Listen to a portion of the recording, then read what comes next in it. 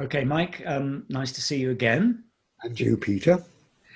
In our last talk, we were just sort of talking about, and actually, when we were just talking to ourselves off camera, um, we were talking about the concept of time. And I said to you, time, and again, time has been a theme in some of these talks that we've had.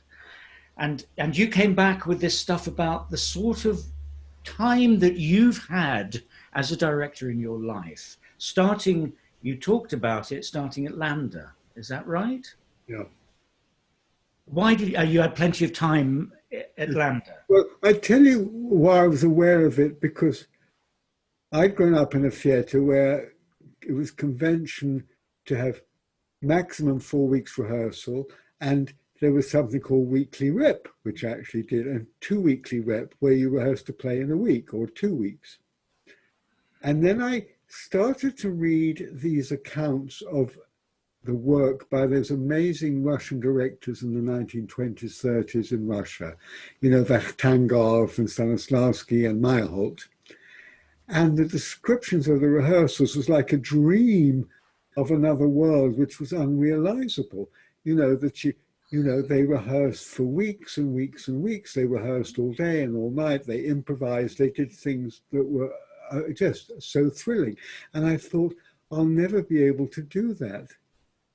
And I remember when I was training in America, you know, 4 weeks, and on Broadway, rehearsals, even Kazan, 4 weeks, and the unions wouldn't let you move the props. So you couldn't have your props till, you know, and all those sort of restrictions. And I thought, where could I ever find time?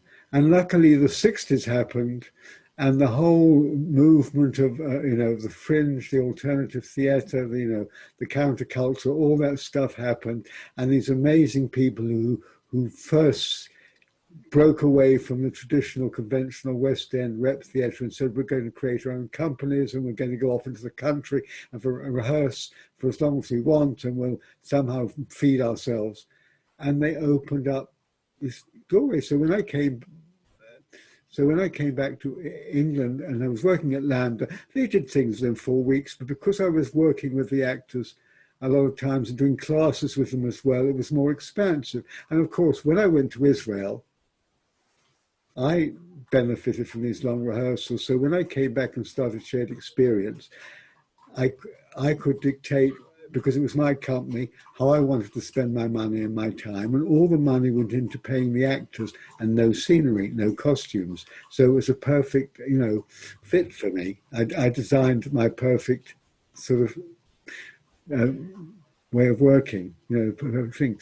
So I was very lucky, because I know that good work needs exploring. You know, you're working with actors, and actors are not robots. They can be incredibly skillful, you know, and imaginative, and they're very enterprising, and they're wonderful in emergencies. But they're nevertheless human beings, and if you want them to play with depth, with truth, with profound understanding, you have to give them space to explore and to find those things and make them their own. Like I've described that whole work on A Handful of Dust. It was taking actors who probably had no familiarity with the 1930s at all, or any interest in it, and saying, this is a world we've got to inhabit. And you've got to change a lot of the ways you move, how you think, how men and women interact, you know, your voices, the language you speak, the words, yeah?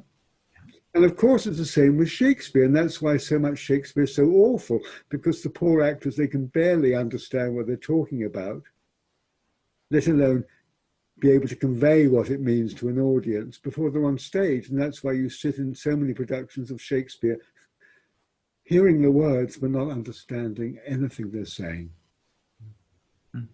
You know, so you know, and actors come to you with their own agendas, their own context, their own frame. And I don't know what all those things are. I don't know those actors, even actors I work with a lot. I don't really know who they are, what triggers their imagine, what connections they make with things I say, with things they know. If I just give them an image does that image mean anything, or is it not part of their experience? So you have to give actors time to absorb what they don't know, rather always working off themselves, because that's another, for me, dead end for actors. It's all about me, how I feel. Oh, when I play Hamlet, I think about my own father's death. Well, I'm sorry, you aren't Hamlet. You aren't you aren't a prince, and your father wasn't a king, and he wasn't possibly poisoned by his wife. So the similarities are totally superficial. You've got to find out how Hamlet feels about it, his emotional life. And that means breaking your own patterns and using your observation, your empathy, exploring your inner life to a much greater degree to find a different truth. And that needs time. When people say, "Oh, your productions are so good," and you say, "Well, it's really time that's allowed them to be there. It's not talent so much as what you do with your talent. And if you've got time and you use the time properly, you don't waste it. It's fine." I mean, the actors in Israel were very funny because they had these endlessly long rehearsals, and they only did 4 hours a day, and they got very lazy about learning their lines. And so they didn't really do any work, until the last minute. So they'd sort of come and wander into rehearsals and do a bit and discuss and talk and argue, as Israeli actors do. And, they still weren't ready. And I cannot tell you the extravagance. First nights were delayed and delayed and delayed. There was a very famous writer called Nissan Aloni, who was very famous and successful in Israel at the time, and he directed his own plays, and they never opened because it kept delaying because it wasn't quite right. It just went on and on and on. Anyway, so time, yes, very important. Terrible, and I'm sure we're going to see this again. Look, I can put a show on in a week. Look, I also have the experience of having done summer stock, which I talked to you about in America, where you did a musical a week, and you had what you had a morning to stage the first half, an afternoon to stage the second half, one day to put it all together, dress rehearsal, you opened, and you could do it if you had to. And it was fun, but there was nothing there. I mean, if you'd had to run that show for more than a week, it would have fallen apart. It was goodwill, adrenaline, and people with a lot of skills. They could sing and dance, and they picked up the dance numbers quickly. They'd do the dance numbers in the morning, 1, 2, 3, 4, and they'd got it. So you can do it, but it's. So there we are. Anyway. Okay, Mike. Well, listen. We finished our last talk. Blimey, what were we talking about? Handful of dust. Yes. And so you'd gone back to doing a dramatization of a novel. Dramatization is not quite the right word because, like you said, it's not. It's an I suppose adaptation is the fairest thing because. I mean, traditionally, there's always been adaptations of novels. In Dickens' time, Jane Austen stuff was always on stage, but it was always squeezed into the sort of corsets of the conventions of the time, the 3-act play, the 4-act play. And because the novels don't work like that, a lot of dialogue had to be invented, a lot of what a text went, and you never really got the wonderfulness of the original material. We thought, no, this has got to be freer. We've got to be able to move through time and space with a fluidity which most plays and productions don't allow you. The actors have got to be flexible to play many characters, and how do you make a narration dramatic and so forth. I don't think I talked about that with Bleak House, but there were things one did in it. So you find different ways of playing the narrative so it became active. It's difficult to explain.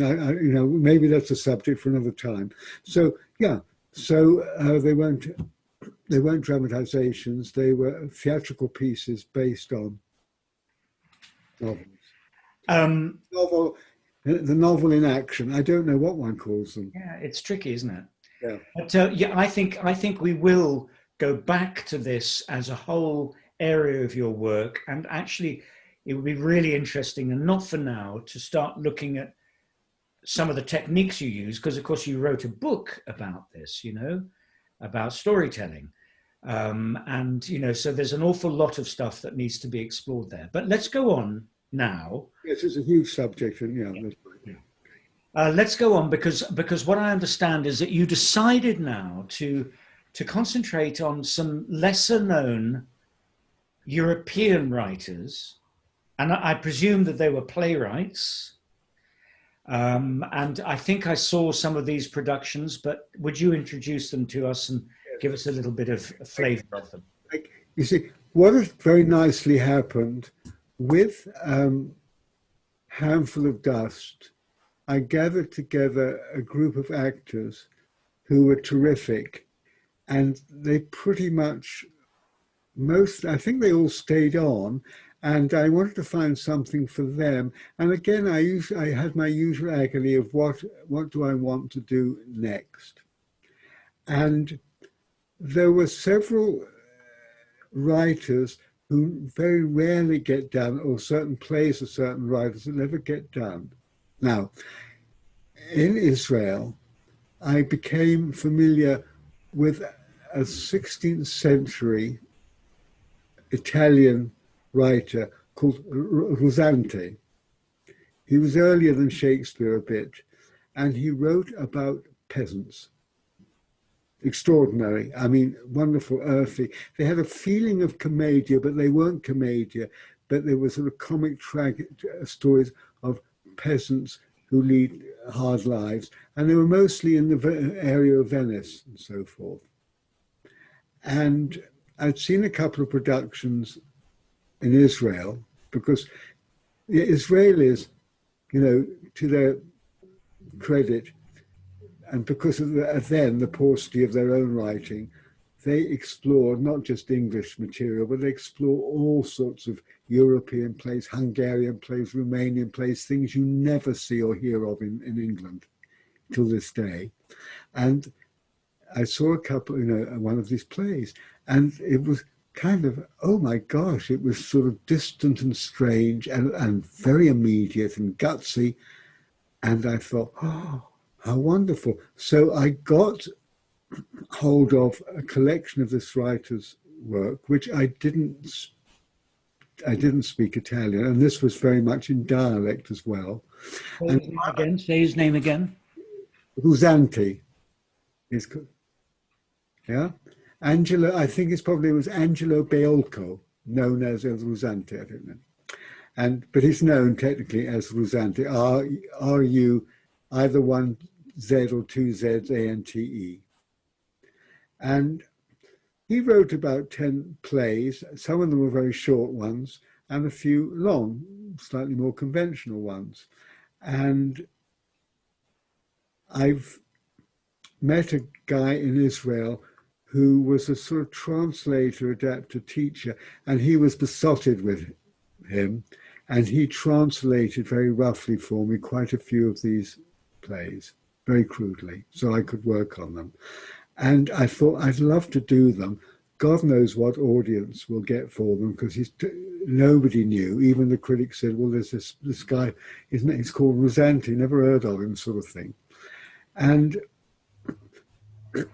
I got very ambitious. I thought, okay, usually in a season I did one play, like Handful of Dust was one season, Seagull, La Ronde. And I thought, no, why don't we build a little repertoire of them and make a sort of, I tried to give a theme to each year in a way, storytelling, Chekhov, and so forth.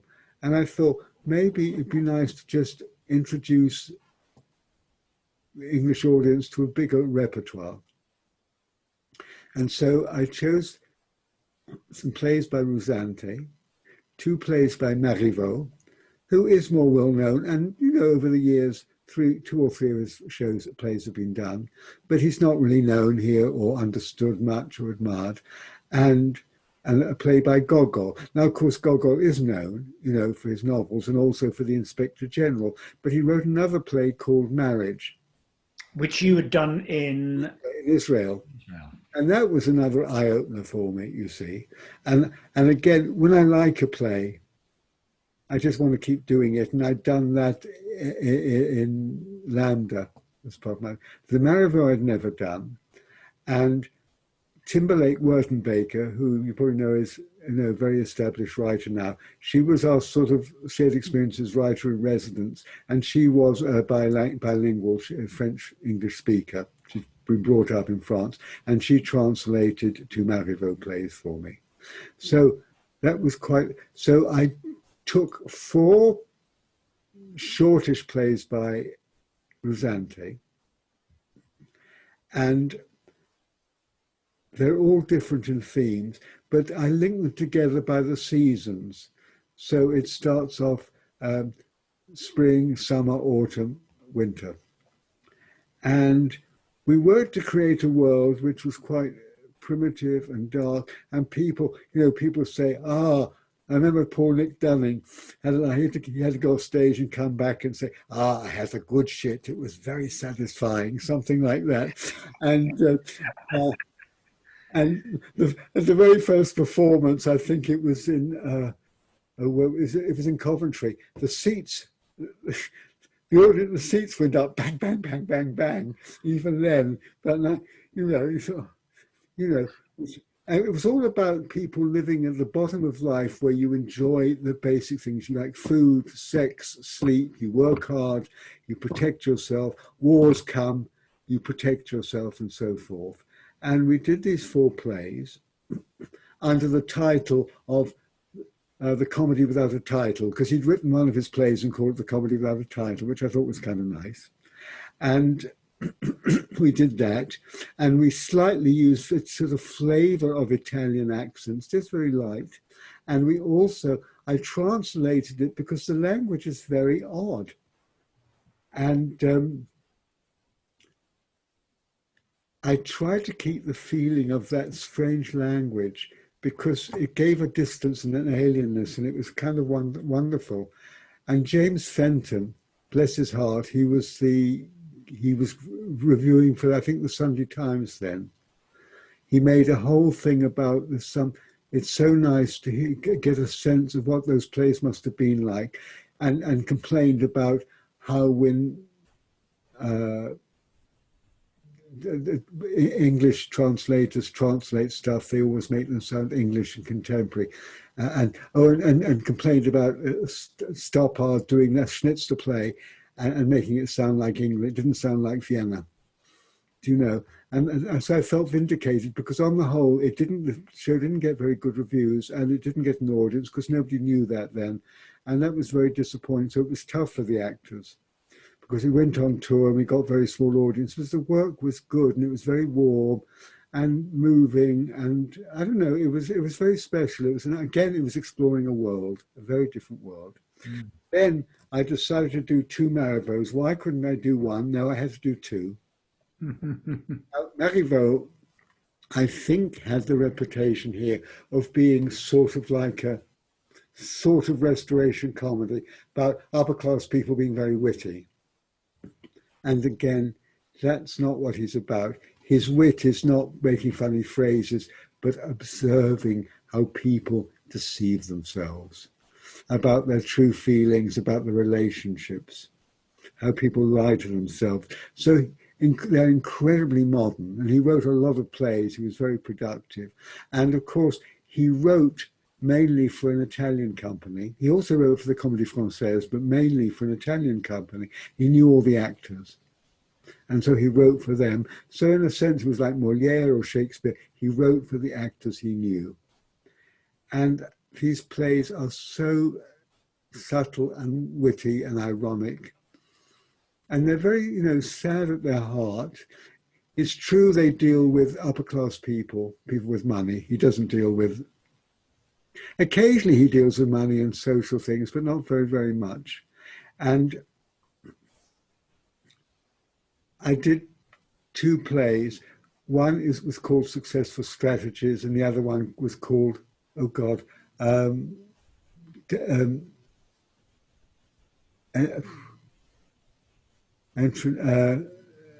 False Admissions.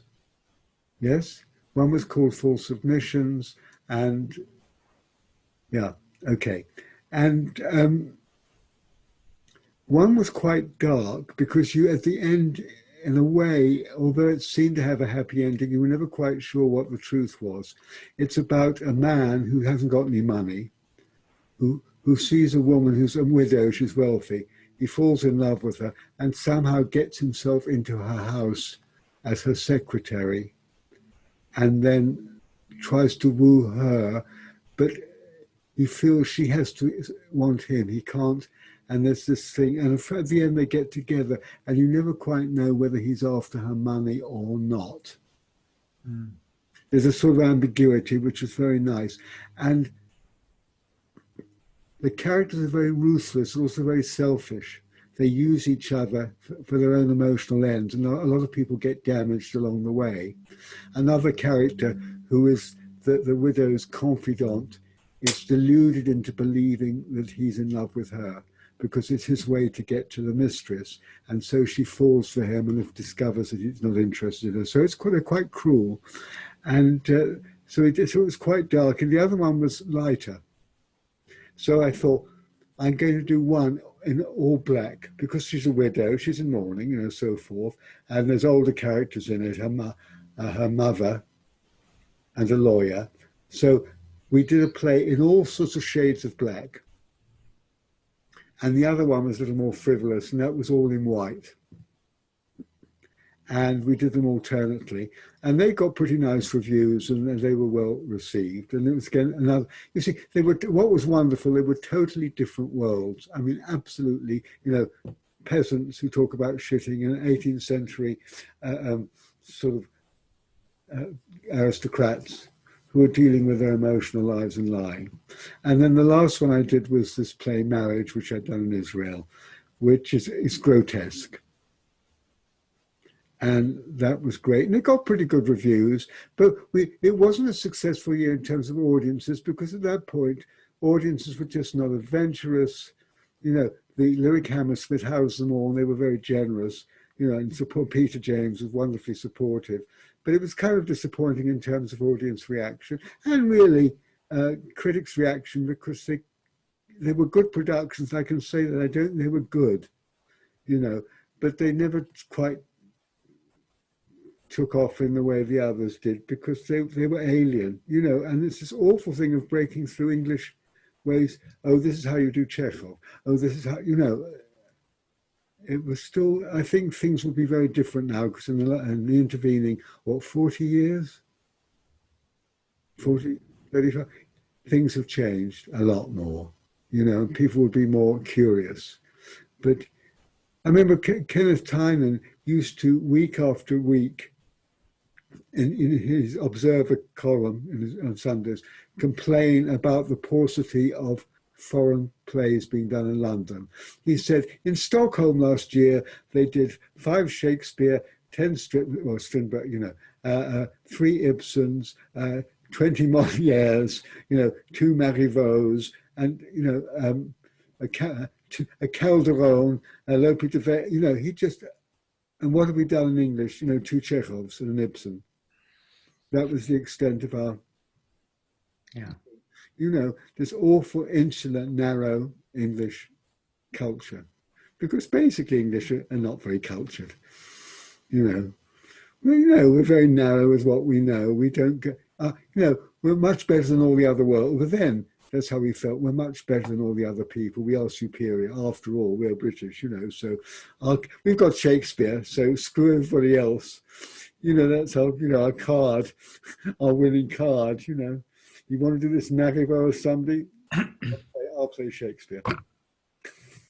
You know, and so anyway, so that was the reality with that, but it was very enjoyable to do, and it proved to me that I was very good at moving in different directions. So A Handful of Dust was one thing, that the Rosante plays were another, the 18th century stuff was different, and the Gogol Goethe, they were very different worlds, and I felt very happy doing them. You know, they were fun. And also, whatever they were meant to, however the writers had conceived them, by digging in, they were mainly meant to be comedies. But by playing truthfully, they became also moving. Mm. And that was 2 years later I did Private Lives, because we dug into it. It just wasn't this brittle comedy. It was actually something that was quite painful, sad, and even unpleasant underneath, you know. And that's very satisfying to do, because you're giving the audience something to, put their teeth into, really. Anyway, so that was that year. Mike, when just in terms of chronology, because we're going to bring this talk to an end in a second, but just give us a bit of chronology. When did Shared Experience begin? 1975. 1975 was your first sort of Arabian Nights. Yeah. We are now at what point? 1980? Well, past that, 83, 84. We're around about 1983, possibly. Okay. To 83. That's right.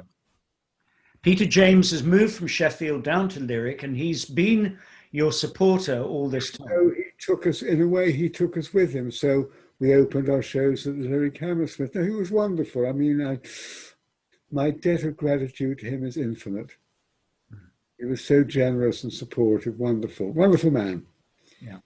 I admire him, his generosity, and it was lovely. So we sort of migrated from the Crucible. I think we still went back to the Crucible studio with our shows. I can't remember now exactly all the tours. They've all blended into each other a little bit. So that was sort of, in a way, sort of heading towards the end of me at Shared Experience. It wasn't that I was thinking of that at the time, but I only did 2 more productions before I went to the National. And that's a whole other story of why and how I left. Okay. Because there were 2 more productions I did. And we're going to make that a separate. Yeah. Make that a separate talk, Mike. Okay. I think so. Yes, because I think this is a sensible place to write. It was, yeah. Okay, good. All right. Well, thanks so much for talking to us about those 3 European plays. My pleasure. And next time we talk, we'll be moving on to the last 2 productions for Shared Experience. Okay. Thank you, Mike. Thank you for watching. And I hope you enjoyed that chat. And if you did, would you press the like button and also the subscribe button? That would be great. And if you wanted to be given alerts to when the next one is happening, just press the bell button. If you want to put any comments or any questions underneath here, underneath the video, please do. And at some point I will re-interview Mike, as it were, and put some of these questions to him. So I look forward to seeing you again soon. Thank you.